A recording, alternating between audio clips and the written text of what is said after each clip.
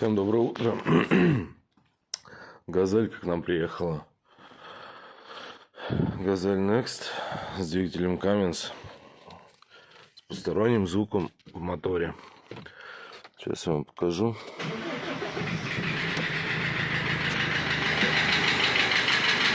Вот, собственно, если слышно, как стучит коленвал, провернул вкладыш.